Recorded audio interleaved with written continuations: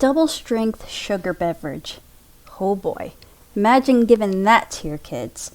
Let's learn about this soda from the 20s on this episode of Antique Bottle Stories.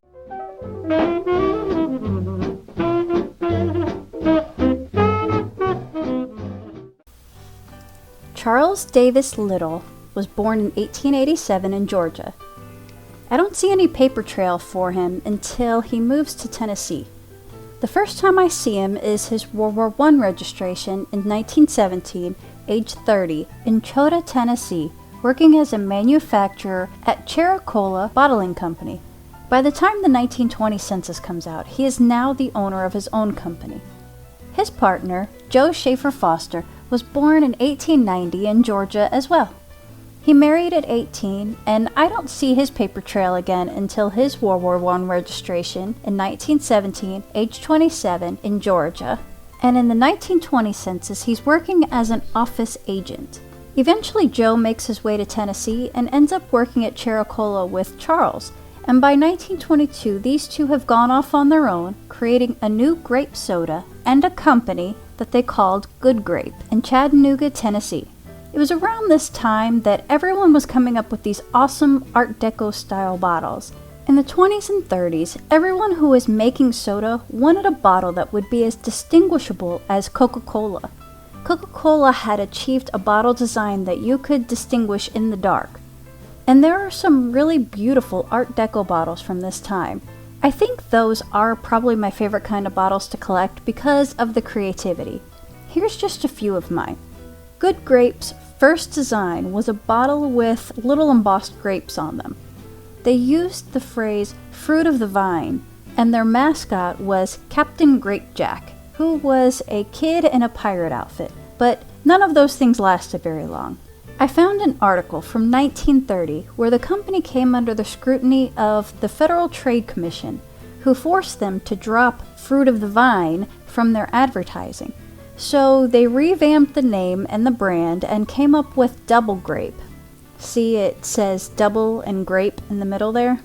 The Good Grape Company also introduced the Jumbo brand quality sugar beverages line, Jumbo Beverages for short, with an Art Deco bottle that was embossed with an elephant in the middle of the bottle. In 1924, the company came up with Marvel Cola brand with a bottle that looked like two barrels stacked on top of each other, with Marvel, it's marvelous, embossed on it. After Marvel Cola flopped, they kept the bottle design for their Double Grape soda. They introduced Double Orange in 1928 and Double Lemon in 1929. They added an orange peel effect on the bottle, and it says Double Strength Sugar Beverage on it, which is what my bottle is. That's what made me pick up this bottle. I'm thinking that wouldn't fly these days if they wrote Double Strength Sugar Beverage on sodas these days, but I don't know, maybe it would. This is the double barrel design, so I wonder which flavor it had in it, grape, orange, or lemon. My bottle was manufactured in Daytona Beach, Florida, and it was manufactured in 1938, according to the date stamped on the bottom. I looked up bottlers in Daytona Beach in the 1930s, and I only found that Coca-Cola was bottling. So either Coca-Cola was bottling for them, I have no idea if they would have been bottling for their competitors, or if maybe there was just another bottling plant, it's just not mentioned on the internet anymore. I do know that Coca-Cola did bottle other things besides their soda, because my grandfather worked at a Coca-Cola plant in Ohio in the 50s, and they were bottling mineral waters and other beverages, so it's possible, I guess. So in the mid-30s, they had a new beverage named Brandywine Sugar Beverage. They used the double barrel design with green glass. Since my name is Brandy, I think this needs to be on my bucket list to get this one. They also had a double ginger ale flavor as well.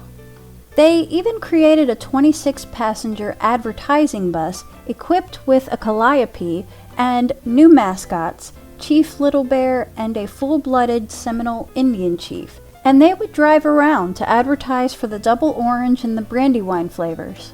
The company is renamed Seminole Fruit Flavor Company in 1928, and then a couple years later it's changed again to Seminole Flavor Company in 1932. I noticed on the 1930 census for Charles Little that he puts his occupation as president of an extract manufacturing company. Interesting. In 1934, they tried another cola called Jumbo A Super Cola. The following year, they had the idea to double the normal bottle size from 6 ounces to 12 ounces and call it Double Cola. That was in 1935. That caught on, and it finally brought the success they were looking for. The double strength line, like my bottle, would become the double line in the late 1930s, so my bottle would have been one of the last ones before the change. Joe Foster died in 1945 at age 55. During World War II's sugar rationing, Seminole Flavor Company continued bottling Double Cola in the large bottles, which actually hurt production. Pepsi was in the same position because they started bottling in 12-ounce bottles as well. Charles Little had a chance to buy Pepsi, and he ended up passing up on the offer since he preferred his cola that his company had, and he said he didn't have any need to buy theirs. Well, Pepsi managed to make it through the war and ended up surpassing Seminole in the 1960s. In 1953, Seminole changed its name again to the Double Cola Company, as it is today. In 1957, Double Cola made history again by becoming the first major soft drink to be marketed in a 16-ounce bottle. In 1962, Diet Double Cola was launched, and that same year, Charles Little sold the company to Fairmont Foods. He was 75 years old, and it was his company's 40th anniversary. Charles Little died in 1978 at age 91. Double Cola switched hands a few times, and in 1980, KJ International Incorporated bought the company. You can still buy Double Cola today at a few locations. A few years ago, Cracker Barrel restaurants started carrying the soda. According to the company's website, Jumbo Grape is the original good grape formula, and Jumbo Orange is the original double orange formula. This is a neat little bottle, isn't it?